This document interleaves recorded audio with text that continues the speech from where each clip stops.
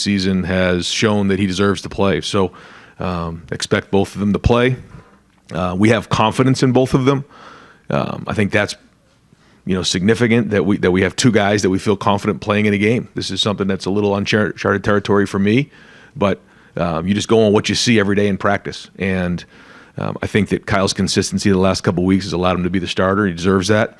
But I also think Devin deserves to play in the game as well. So how much, all that's still to be determined, but we've at least come up with that conclusion here. Follow-up, if someone would have told you, I don't know, maybe in the spring this is how it was going to turn out, it'd be so close that you'd be playing both guys, would you be pretty surprised? I didn't have a lot of expectations other than I felt like both guys have a chance to be really good quarterbacks, and you just don't know. And when you start to create expectations, then maybe you can start to do things that can put you down a certain path. I decided not to do that. Even really stepped away a lot in the spring and kind of let it all play out. Been more involved this preseason. But pleased that we have at least two guys that we feel confident about going to play in this first game. And ultimately, we have to go win this game. It's a road game. It's a conference game against a very well-coached team. Got a lot of respect for Tom Allen and the way he does things. And so this is going to be a real test for our team early on in the season. Second row right, Bill Landis, Rivals and the podcast. Right, he said this is uncharted territory for you a little bit. So what do you rely on then as you try to formulate a plan to play two quarterbacks? Well, I think the first thing is you just have to go watch them play in the game. And it's one thing, in practice you see certain things, but to get tackled and to move the team down the field and, finish off drives, do well on third down, do well in the red zone, that's going to continue to play itself out during the season. And there's been teams that have done this similar before. And, ultimately I told the guys when I met with them today that the goal is to go, win championships. And when the season's all said and done, the story is going to be written.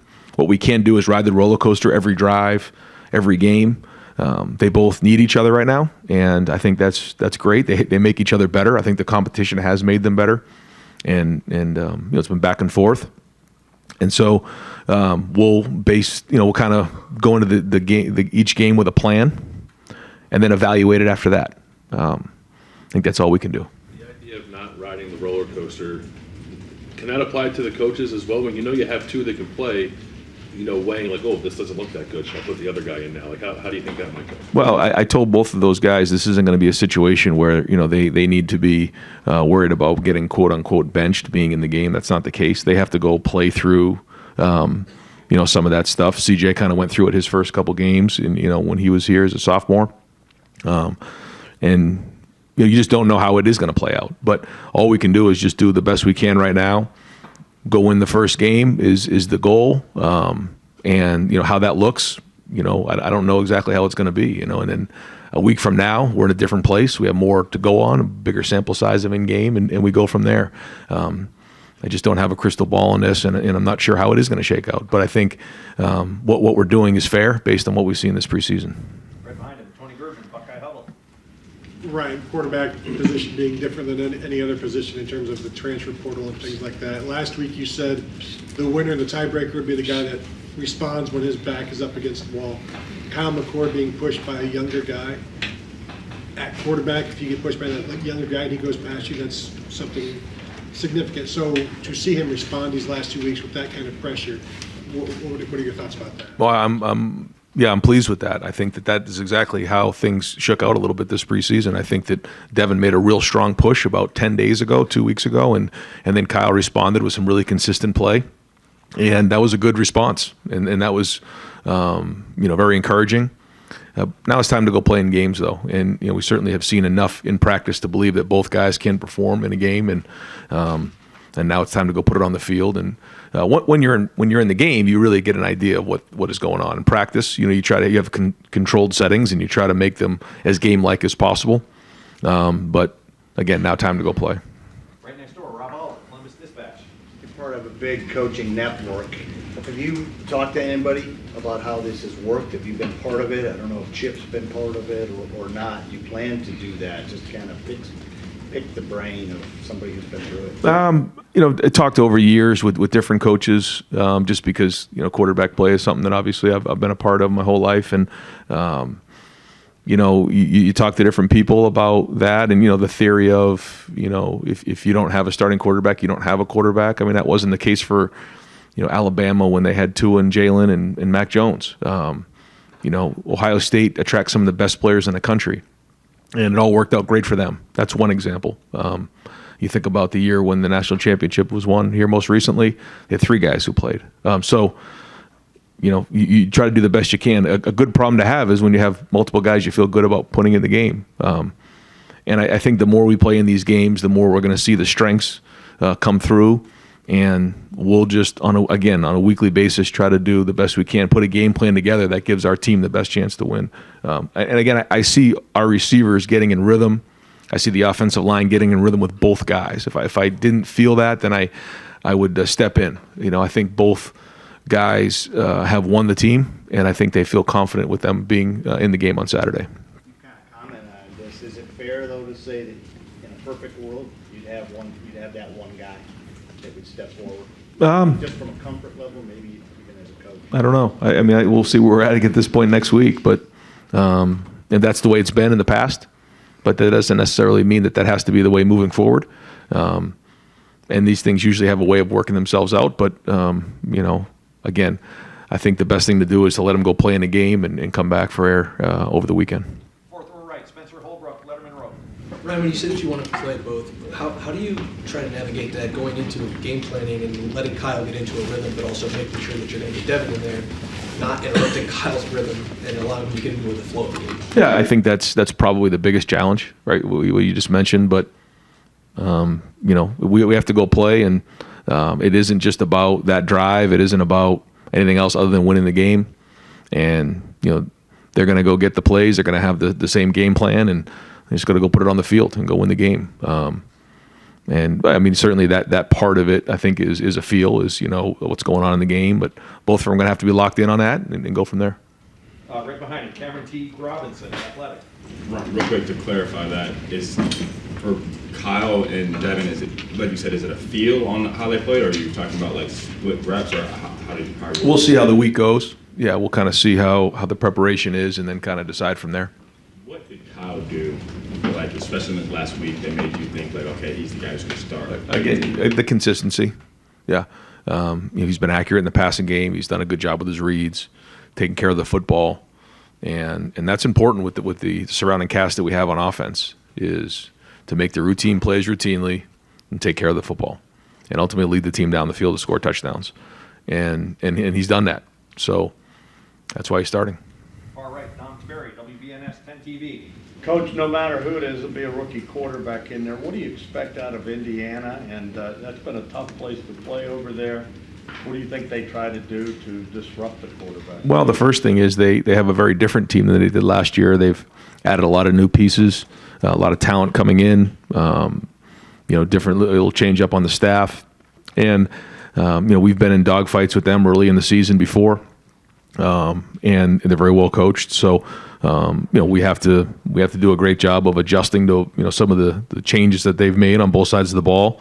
But ultimately, it's going to come down to fundamentals, taking care of the football, tackling really well, hand placement, all the things that come into play in a first game, and handling the environment, going on the road for the first game, conference game. What's the guys, I mean, obviously they've gotten all the attention. How have they handled all that, though? Because you played it, you understand that at Ohio State, that's the position everyone talks about, and every eye is going to be on whoever's in there. Yeah, and every play is going to be criticized or applauded, and that's but when you come here, that's part of the deal. And I shared with them both that the great thing is they both get an opportunity to be the quarterback at Ohio State with an unbelievable team surrounding them. So that's the exciting part of it, and that's what they want. That's when they decided to come to Ohio State, they knew that it wasn't going to be easy, and they're fighting tooth and nail to get on the field, and so that's the exciting part of it. But yeah, I mean that's what comes with being an Ohio State quarterback, and they know that, and that's why they're here. Right behind him, Clay Hall, WSYX. Ron, do you feel, in terms of the big plays you allowed defensively in those last two games, do you feel like that's been fixed? Do you feel confident in Noel's approach this year? I mean, they broke your back. I mean, you might have won it all. So. Right. well documented, and it's something that when you look at the season, that was an area that stuck out like a sore thumb, an area that needed to get addressed. We spent a lot of time on that. The answer will be, we get to the field on Saturday, and then as the season, shakes out. So we know that that's something that hurt us last year and did cost us. So you won't know until you get into a game. That's the test. I say that all the time, is that you prepare for tests, in any kind of subject you have here in college. It's the same thing when you get to the game on Saturday. You find out what your preparation was like and if it worked. But as you know, that's something that has been, something we've really focused on defense. Right behind him, Nathan Baird, Cleveland.com. I'm just curious if, in this situation, have you had a 2-quarterback plan all along, like anymore or whatever, or did you have to come up with one specifically for this scenario? No, didn't really have an expectation of what this would look like. We're getting the guys as many reps as we possibly can. I guess the only adjustment that I made was, and that we made as a staff, was going to the 2 fields where we could get more reps. So when we would usually go 1s, 2s, and 3s, we were going really 1s, 2s, 3s, and 4s, and getting, I think, 48 plays in a 2-period session, which was great. And so the more reps you get, the better. The more body of work you have, and both of these guys need reps. So that was really the only thing that we changed during the preseason. The rest of it we've just done like we normally do. Third row right, Dylan Davis, Delaware Gazette. I know last week when we talked to you, you said you were looking for a sizable gap to name that starter. I guess, has what Kyle's done, would you call that a sizable gap? Is that a medium gap? I guess, how would you define that gap? I think it's enough to be named the starter, and then they're both going to play. So, yeah, I think, it's not a sizable gap, but it's enough to be the named starter. And then I want to ask, kind of piggyback on what Spencer said, these guys are still going to be evaluated, obviously. They're still competing for ultimately the starting job. Things could still change. How do you guard against these guys maybe playing outside of themselves, or, trying to do too much in the game, trying to put something on the field that maybe ultimately flip-flops the situation? Yeah, to talk about it and make sure that they understand that that's not going to be the case, that this is something that's ongoing, and that we're looking at this through this season. So at some point the season's going to be over, and we're going to look back on this year. And sometimes it's hard to do it in that manner. We all want to look right now and see what's going to happen with the whole season, and react to what's going on right now. But if you can take a step back and think about, okay, at some point January is going to be here, and we get to January, we're going to look back on this season, and there's going to be a whole bunch of football played, no matter how it shakes out. And so that's not easy to do, but it's something that we've talked about so that they understand that this isn't about one play or one drive. This is about the entire season. And again, not easy to do, but we're definitely talking to them about that so that they understand that it's not about one play or one drive. Third row left, Dan Hope, 11 Warriors. Ryan, have you guys decided who's going to handle the kicking duties on Saturday? Jaden will handle the kicking duties, yeah. What led to that decision? Yeah, just overall consistency again. We chart everything, and he's done a really good job. In the spring, he did a nice job kicking off for us last year. And, his overall consistency has, allowed him to be the starter, and we just really go off of the chart, how many kicks have you made in this area? How many kicks have you made in this area? We've had live situations. What have those been like? We look at them in the stadium. We look at them in practice, kind of chart everything and do the best we can. And so, he's won that job. Just to clarify, he'll be doing everything, field goals and kickoffs? Yes, both of those, yep. Far left, Joe Nugent, WCMH. How significant is the challenge in week 1 preparing for a team that has 23 transfers and trying to find film on those guys? Yeah, we have Billy Homer in-house who does all the evaluating of our transfer portal guys, and so he goes through and does the best he can to evaluate the film based on what he sees at other schools. But like you said, it's hard to figure out how the team's going to look when you have so many new faces. So what you do is you try to combine what you've seen in the past. There's certainly, Matt Guerreri's a new coordinator there. They have new pieces on their staff. They have new players. So there's a lot in there. And you have to have contingency plans. That's part of, coming out of the gates with a conference, road game with all these things into consideration. There's some unknowns. But that's common to almost every season. And, like Indiana, we have a new quarterback here new quarterbacks playing, and so what is that going to look like? And you have to be able to adjust in game. Front row left, Mitch Stacy, Associated Press. Back to Kyle for a second. He spent so much time watching CJ over the last 2 years in all these pressure-packed situations and just about any situation you could think of. What kind of advantage did that give him as far as, stepping right into this role? Well, you'd like to think that there's an expectation of what to expect because you've seen it now. He's been in the program here and for a few years, and he's seen the good and the bad and the ugly, really. And a big part of life is knowing what to expect. And so he's been around, so he's at least seen it. Now he's got to go do it. It's a whole different thing when you're actually physically doing it than watching somebody else go through it. But I do think that allows you a little bit more of it, anticipation as opposed to reacting to the situations and seeing what's coming down the road. Front row right, Austin Ward, Rivals, the podcast. Ryan, I would think when you have 3 new starters on the offensive line and you're evaluating a quarterback battle, that probably consumed most of your thoughts, or at least the temptation would be for that. Do you feel like you were able to turn that off enough, as much as you wanted maybe, to think about all the other decisions that you had to make this month, or did it actually overwhelm everything else? It was a big part of it, yeah, for sure. But I think, we've got really good people in place here that have allowed me to look at things from a wider lens, like you're talking about. And we've had several team meetings to talk about different situational things, and to be around the team, try to get as many special teams as I possibly can, as opposed to jumping in the quarterback meetings. But it's been important to be involved with the quarterbacks because it's 2 guys who haven't played a whole bunch of football, and so I've been very much involved with that. I think Justin Fry has done an excellent job with the O-line in what he's done, and he's got a really good supporting cast helping him there with the O-line. But and that certainly takes a little heat off of me. But we know how important the quarterback is, and we have to make sure that's right. But I'd say overall for this camp, I've been allowed the opportunity to jump around. Second row middle, Stephen Meach, Cleveland.com. Ryan, just with Kyle again, I think Kyle was the first quarterback that you guys landed with you as the head coach here. He's kind of been here for a long haul a little bit. Have you learned anything about him that maybe you didn't know when you first started recruiting him through all this process? You learn more and more. I think we're about to learn more now that he's going to go be in a game where he is the starter. He started that one game when he was younger, but I think we'll learn more about him. But up until this point, somebody who does a really good job off the field, making connections in the locker room. I think a lot of the guys, look up to the way that he handles himself off the field. Very serious, hard worker.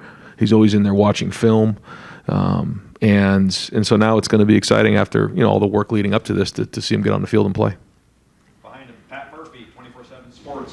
Ryan, we've heard and seen a number of receivers make plays out there. You guys have talked about a bunch of them. How many guys are you comfortable with going out there and playing meaningful snaps heading into week 1? That's a good question. I would say we're probably in the 5 to 6 range, in terms of depth. Not getting into names, but I think we would feel comfortable putting about 5 or 6 guys in the game there. 2 or 3 guys at tight ends, a whole bunch of guys at running back. So, we do have some depth, and it allows us an opportunity to be creative, too.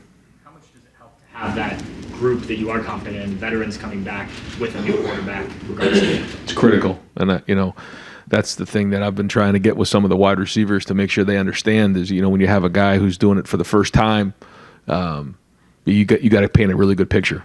When it's zone, you got to really space it out. When it's man, you got to win, and that's important because certainly on third down and certainly in the red zone is where the quarterback's got to be on point. They got to do that's where they make all their money, and we need the wide receivers to not only show their talent but their experience and their maturity, and until they get into a rhythm, which they will.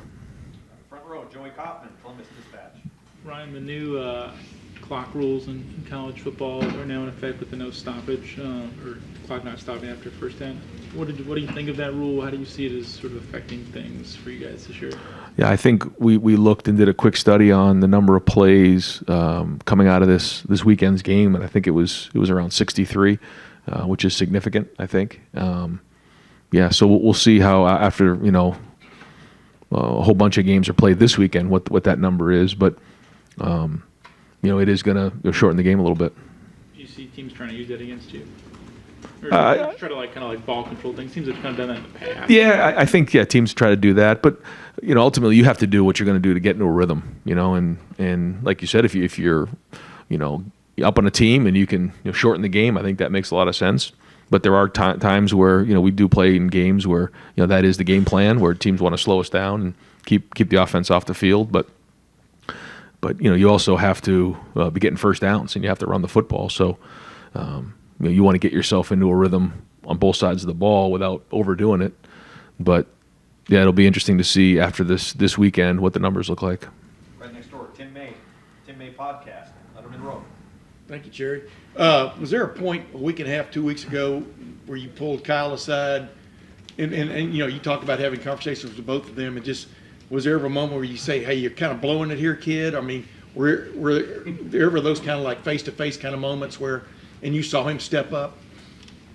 We had constant conversations, yeah. First off, daily conversations, but then there are some points where you visit with the guys and say, here's where you're at, here's what I've seen, here's where we need to get better. Never really drew lines in the sand during the preseason, but there were ebbs and flows, and there was definitely times where Devin did pull ahead. We made that clear. There was times where Kyle pulled ahead at different times. But ultimately, where we are right now, we feel like the last 10 to 14 days that the consistency's allowed Kyle to be the starter. So again, it's healthy because it's great competition going on. But yeah, we've had to communicate that with guys and let them know, here are the things you're doing well, but here are the things you got to improve if you want to be competing at a high level and be the starter. And when are the butterflies at the most in a coach's stomach, a head coach's stomach, gut? Is it that first game, first starting? You understand what I'm saying? I mean, I would think the butterflies were circling around something else this time a year ago with CJ coming back as your returning starter. But how much does that add to the butterfly quotient? Yeah, it doesn't help. That's for sure. Yeah, I mean, every game there's butterflies. That's just the way it is. But you go off what you see in practice, and we have a team that's played football before, so that helps with that.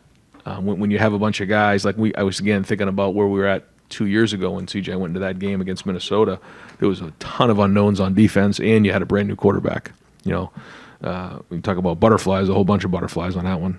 This one here, we're a little bit more veteran surrounding the quarterback. So, you go off what you see in practice, and if the guys perform like they do in practice and take care of the football, then it's going to be a good day. If they don't, then it's not going to be. That's just the bottom line. So, yeah, there's some unknown there, but there's also some knowns in other areas. And you tell yourself right now, I didn't mean to ask a third, but patience is the key here. Meaning, I know you've got to be urgent and stuff, but he is going to be a first-time starter. Obviously, I don't know if patience is the right word. Yeah, I mean, well, there has to be urgency, like you said, because first off, we got to win this game. I mean, this is not going to be easy to go on a road with brand new quarterbacks and all the different challenges that we have in a conference game. So, we got to take care of the football. We got to be able to tackle well. We got to run the football. We got to stop the run. We got to do those types of things. Play situational football, and the guys have to play well. They do. But that being said, I think each week we're going to have to identify the things that the guys are doing well, figure out how they did in game, how do they respond to certain situations, how did the team respond to them. Those are all things that we'll continue to evaluate and see where it goes. But to your point, we're not just going to bench somebody because they had a bad play. That's these guys both deserve to get out there and show what they have and work through mistakes. Right behind him, Doug Lamreese, Kings of Columbus, the podcast. Keenan Bailey and Corey Dennis in the box during the games, is that right? That's what it says on the sheet. Yeah, that's right. How did you guys come to that decision, and was there a consideration at all of maybe having Brian or Justin or Tony upstairs? Yeah, there was when Kevin was up there, got great information. but felt like for the substitutional situations and being down on the field, we felt like Brian and Tony would be good down there talking to their guys. I think we'll have enough information coming from the booth. If we feel like we're not getting enough, then we'll make a change. But I feel like, and Mike's going to be up there as well, one of our graduate assistants, Mike Seleni, and he does a really good job, and he's really in tune with the front. Keenan will do a really good job with the back end and tying in the front end, and then Corey's always looking at the back end. So, I think those three guys can give us the information we need. Also, getting down on the field, what's going on. You can still see things down on the field. Like Justin will be able to see things. I think it's important to be around your players, and get around them and make sure the substitution patterns are right and adjusting in game. If we feel like we're not getting enough information, then we'll make an adjustment. And then multiple running backs, you mentioned that. Do you have a sense of how you might like that to go here in the first game? Do you imagine a split? Can you play three? Is there a lead guy? And when you're rotating quarterbacks, does that have any effect on how you might rotate running backs? I don't think those two go together, really. I think we're just going to play like we've done. That's why we've had two different fields, and the guys feel comfortable with each other. So I don't think that'll be an issue. But I also think, Trayvion's had a great camp. Mayans played well. Chip has done great. I think you're going to see all those three guys for sure. Dallin Hayden is run well. So, at least those four. Evan, we'll see if we can get to Evan. But, there's a lot of guys in that room. We're going to need all of them. We're going to need all those guys in the game. We're going to need those guys this season. Front row, Phil Rabinowitz, Columbus Dispatch. I assume you told those guys this morning, is that right? Yes. What was Kyle's reaction and what was Devin's reaction? They both agreed. They felt like, I asked their feedback, and not to get into the details of it because it's it's in-house, but I kind of said, any feedback on that, and they said, no, this is it fair? And they both agreed it was fair. I met with both of them together, and they both shared that they want to do what's best for the team, and that was great. And I said, there's going to be a lot that comes with this, just being at Ohio State and the media, and you have family, you have friends, you have a lot here. You guys just need to focus on doing the best you can, and at the end of the season, we'll come up for air on this thing. And that was the message, and they were both great. They're excited to play.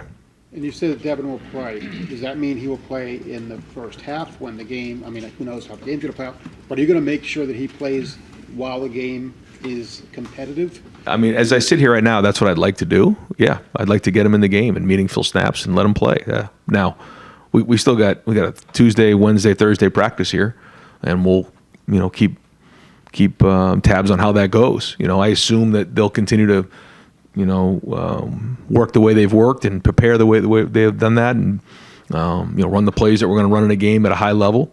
If something were to change, then we'll make an adjustment from there. But yeah, I'd like to do that. Just to clarify real quick, the offensive line, Josh Simmons at left tackle, Josh Fryer right tackle, is Carson Hinsman the center? That's it right now, yes.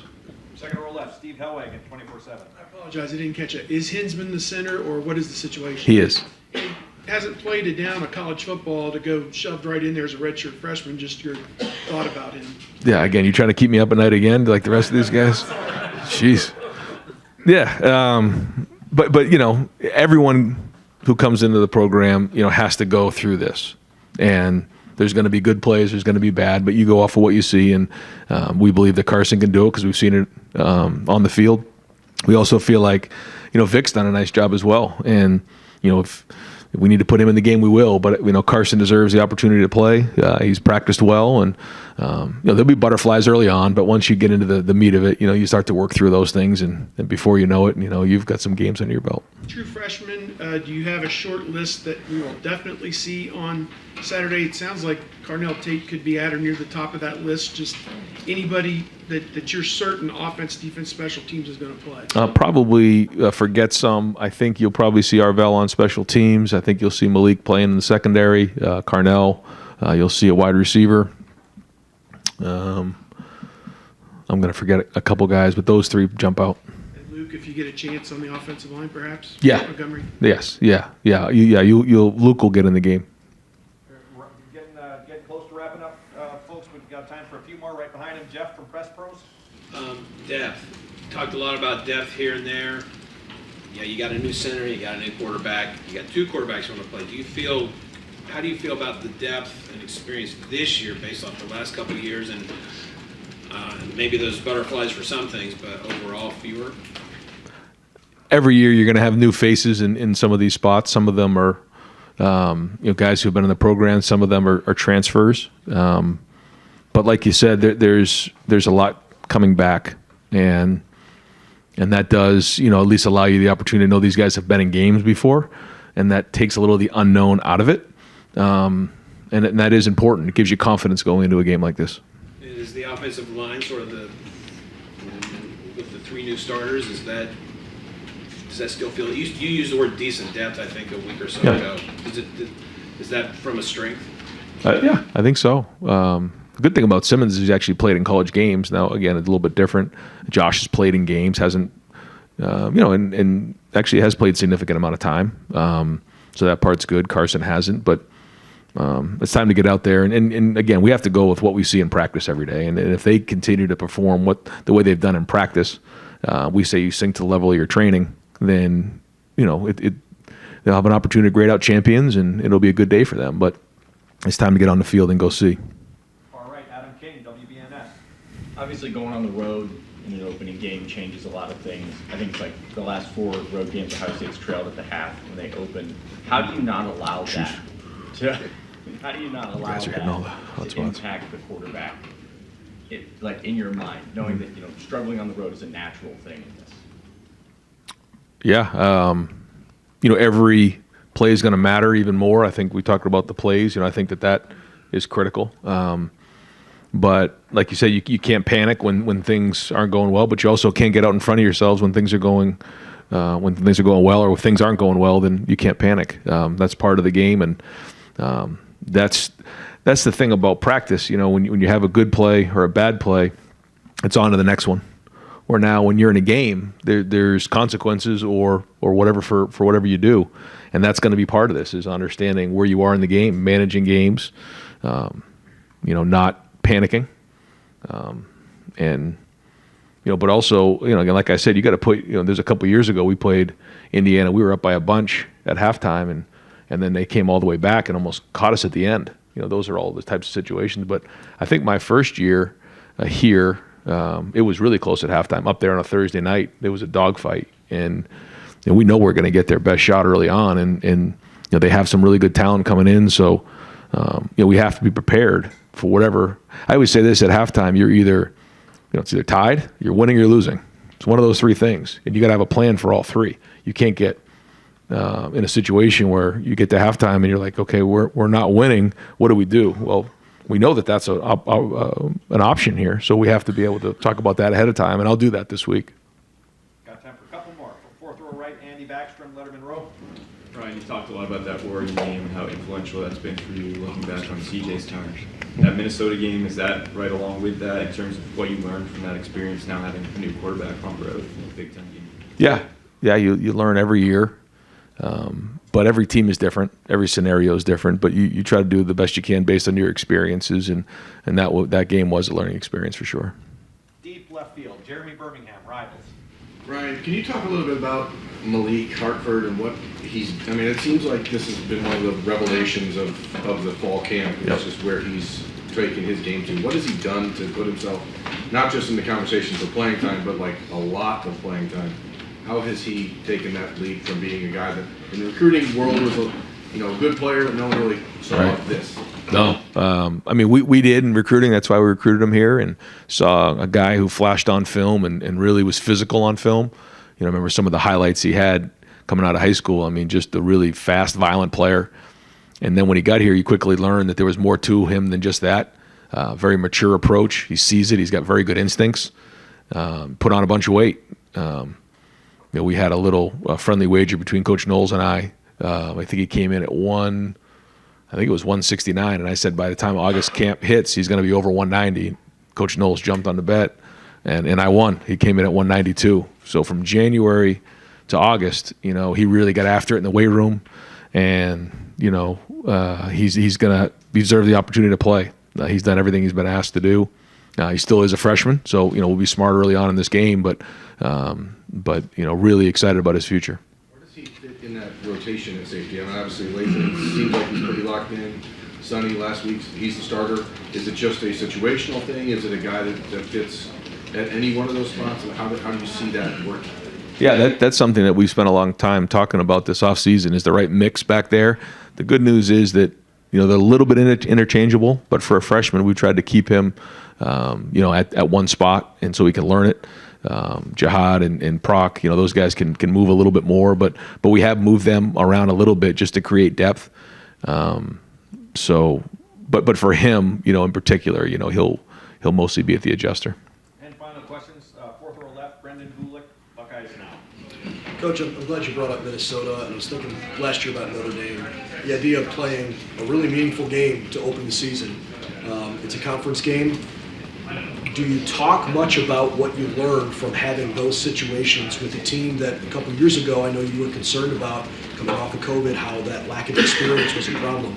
Are those conversations about, hey, this is what we learned against Minnesota, learned week one against Notre Dame and applying them this time? Yeah, and that's why one of the goals, that when we listed our goals this year, was to win the first game. That's not something usually we do here, but we have to win this first game, and so that's the first focus. And all those things will be into consideration. We have a team meeting before every Tuesday during the season, and those are the things that I'll be addressing. Yeah. Great. Coach, thank you very much. Thanks, guys.